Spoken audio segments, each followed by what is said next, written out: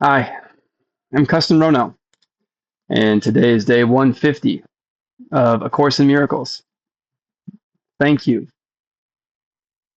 for being here. Reviewing Principle 50. The miracle compares what you have made with creation, accepting what is in accord with it as true, and rejecting what is out of accord as false. The miracle compares what you have made with creation, accepting what is in accord with it as true, and rejecting what is out of accord as false. That is, whatever it is that we are creating, if it's in alignment with creation, then it is true. And if it is out of alignment with creation, then it is untrue. Such is the vision of the Holy Spirit we are told in this book, that we simply accept what is true for being true, a constant idea, always the truth. And we set aside the meaningless, as it has no meaning relative to the truth, that there may be infinite ideas, infinite stories, all of which could be very compelling and require infinite amount of energy to keep them afloat. For when they're compared to the truth, they simply evaporate, dematerialize. It doesn't matter how many details associated with them or supporting them, everything is seen for what it is, not true. So the miracle is to align with creation, to align with the truth across the infinite, the eternal realm of knowledge, we're told. That from this purview, beyond time, it may simply see through time, where when we are physical, we exist in time. Yet there is something about us that is timeless. Yesterday, we heard a line, we are one instant, one instant's space away from timelessness. One instant's space. From where? From timelessness. That there is something about something that you are that does not operate according to the same physical laws that we accept in space and in time. And the miracle is this idea which says you may be aligned with a different way of seeing yourself and seeing the world. And if you can see yourself from this timeless lens, then you may discover more meaning than you have ever known before. The miracle compares what you have made with creation, accepting what is in accord with it as true, and rejecting what is out of accord as false. Lesson 130.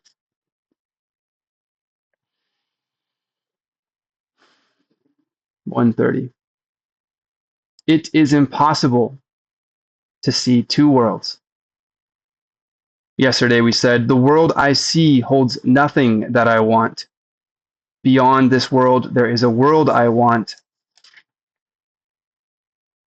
Our emphasis is not on giving up the world, but on exchanging it for what is far more satisfying, filled with joy, and capable of offering you peace. That true vision may only bless, and there is no sacrifice required. There was a very meaningful line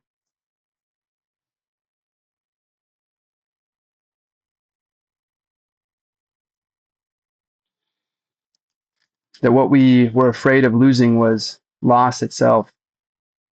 Here, this day we realized that what you feared to lose was only loss. That we have assigned meaning to everything that we know from how we've come to know it. And therefore we believe that to see it differently must result in loss and sacrifice. But there are, of course, ways of organizing the world according to a new perspective. And the miracles are offering us some different level of perception, which can align us with a new, truer perspective. And you know this to be true. Many businesses are reorganizing a previous idea to offer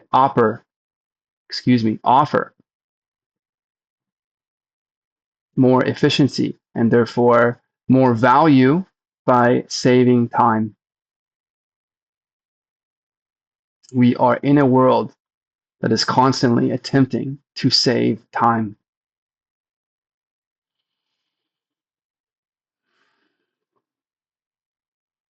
And in time, we have many examples of ways that accepting a new way of being, not being so resistant to change, not having our heads welded shut, curious about the truth, leads us to new discoveries in technology, which we imagine enhance our lives, at least from the perspective of how best to use our time.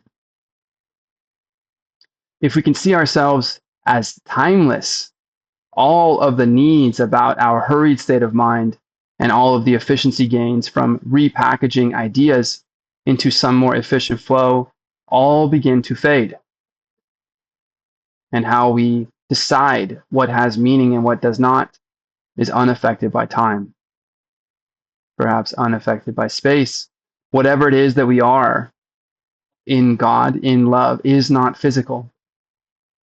And therefore, none of the physical laws or its constraints apply to our conscious being. This day, we realize that what you feared to lose was only loss. But discovering new meaning and a new invention, a new perspective, only offers you greater meaning.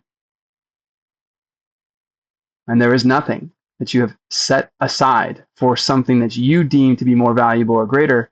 There is nothing you've set aside that is a sacrifice. If what it is that you turn to, where you invest your life savings, your time as you see it here, my time as I see it here, wherever we turn and invest ourselves, well, we're making that decision because we believe that somehow this is greater for us than whatever we had known before, even though it required a quote unquote sacrifice. May we see that we have just been afraid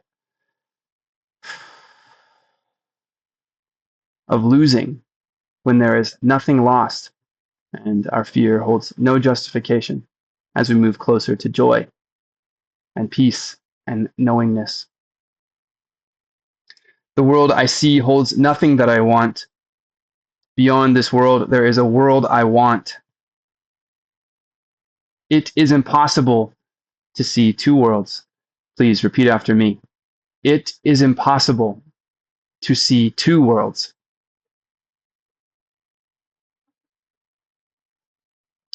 Perception is consistent. What you see reflects your thinking, and your thinking but reflects your choice of what you want to see. Let's repeat this. Perception is consistent. What you see reflects your thinking, and your thinking but reflects your choice of what you want to see. Your values are determiners of this. For what you value, you must want to see. Believing what you really see is really there. Your values are determiners of this. That is, what you see reflects your thinking, and your thinking but reflects your choice of what you want to see. So your values are determiners of this. For what you value, you must want to see. Believing what you see is really there. No one can see a world his mind has not accorded value, and no one can fail to look upon what he believes he wants. Yet who can really hate and love at once? Who can desire what he does not want to have reality? Who can desire what he does not want to have reality? And who can choose to see a world of which he is afraid? Fear must make blind, for this its weapon is. That which you fear to see, you cannot see. So fear's weapon is That which you fear to see, you cannot see. Love and perception thus go hand in hand, but fear obscures in darkness what is there. Love and perception go hand in hand, and perception is consistent, is the first line. But fear obscures in darkness what is there. Fear must make blind. That which you fear to see, you cannot see. What then can fear project upon the world? What can be seen in darkness that is real? Truth is eclipsed by fear, and what remains is but imagined. Yet, what can be real in blind imaginings of panic born? What would you want that is shown to you? What would you wish to keep in such a dream? Truth is eclipsed by fear, and what remains is but imagined. What would you wish to keep in such a dream? Fear has made everything you think you see, all separation, all distinctions, and the multitude of differences you believe make up the world. They are not there. So what is not there? All separation, all distinctions, and the multitude of differences you believe make up the world. Infinite problems, infinite shapes, requiring infinite meanings and infinite solutions. This book is saying it is not there, that fear has created these for you, the complexity. And the simplicity of whatever truth is hiding, obfuscated by fear, because you cannot see what you fear. Love's enemy has made these ideas up, yet love can have no enemy, and so they have no cause, no being, and no consequence. They can be valued but remain unreal. They can be sought, but they cannot be found. Today we will not seek for them, nor waste this day in seeking what cannot be found. It is impossible to see two worlds which have no overlap of any kind. Seek for the one, the other disappears, but one remains. They are the range of choice beyond which your decision cannot go. The real and the unreal are all there are to choose between, and nothing more than these. The real and the unreal are all there are to choose between, and nothing more than these.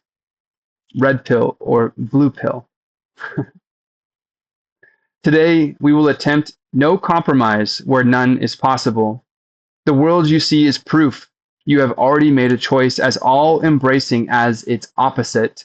The world you see is proof you have already made a choice as all-embracing as its opposite. What we would learn today is more than just a lesson that you cannot see two worlds. It also teaches the one that you see is quite consistent from the point of view from which you see it. It is all a piece because it stems from one emotion and reflects its source in everything you see. Let's repeat this, as I believe it. It feels complex when we wish for simplicity and ease. Today's lesson teaches that the one you see is quite consistent from the point of view from which you see it. It is all a piece because it stems from one emotion and reflects its source in everything you see. 6 times today, 6 times. In thanks and gratitude, we gladly give 5 minutes to the thought that ends all compromise and doubt and go beyond them all as one. We will not make 1,000 meaningless distinctions, nor attempt to bring with us a little part of unreality as we devote our minds to finding only what is real. Begin your searching for the other world by asking for a strength beyond your own and recognizing what it is you seek. You do not want illusions. You do not want illusions. And you come to these 5 minutes emptying your hands of all the petty treasures of this world. You wait for God to help you as you say, "It is impossible to see two worlds. Let me accept the strength God offers me and see no value in this world, that I may find my freedom and deliverance." Please repeat after me. It is impossible to see two worlds.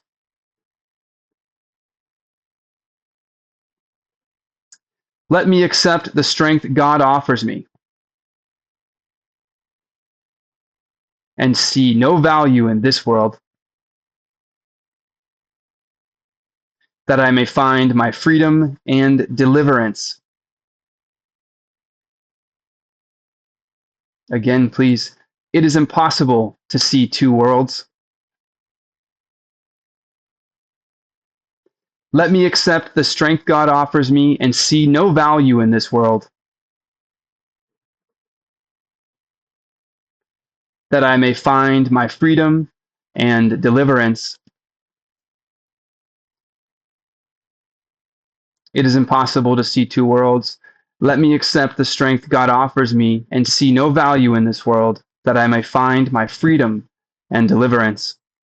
God will be there, for you have called upon the great unfailing power, which will take this giant step with you in gratitude. Nor will you fail to see his thanks expressed in tangible perception and in truth. You will not doubt what you will look upon, for though it is perception, it is not the kind of seeing your eyes alone have ever seen before, and you will know God's strength upheld you as you made this choice. Dismiss temptation easily today, wherever it arises, merely by remembering the limits of your choice. The unreal or the real, the false or true, is what you see and only what you see. Perception is consistent with your choice, and hell or heaven comes to you as one. Accept a little part of hell as real, and you have damned your eyes and cursed your sight, and what you will behold is hell indeed. Yet the release of heaven still remains within your range of choice, to take the place of everything that hell would show to you.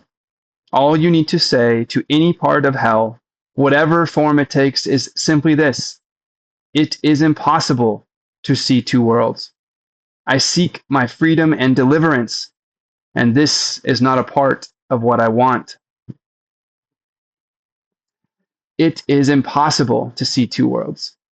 You seek your freedom and deliverance, and whatever hell you're seeing, whatever cycle of attacks, whatever upset you feel, whatever inability you imagine to forgive or feel whole, whatever hell it is that you are noticing when you do not feel heaven here, this is not a part of what you want. 6 times today for 5 minutes with gratitude and thanks. We gladly sit and reflect and call upon a strength that is greater than ourselves. And we say, God, I am confused on how to see without using my eyes. And the closest I have come is to say, however I am with you, I understand is not how I see it here. And I understand that as I choose to see through this lens in time and space, I cannot see the world that you have created. But I know you are here with me. Perception is consistent. What I see is what I think, and what I think is what I see. So please, guide me. I am curious about seeing in truth, and I trust that in truth there is no sacrifice. Please, allow me to see the unconditional, to recognize timelessness, where my mind may see clearly and simply understand.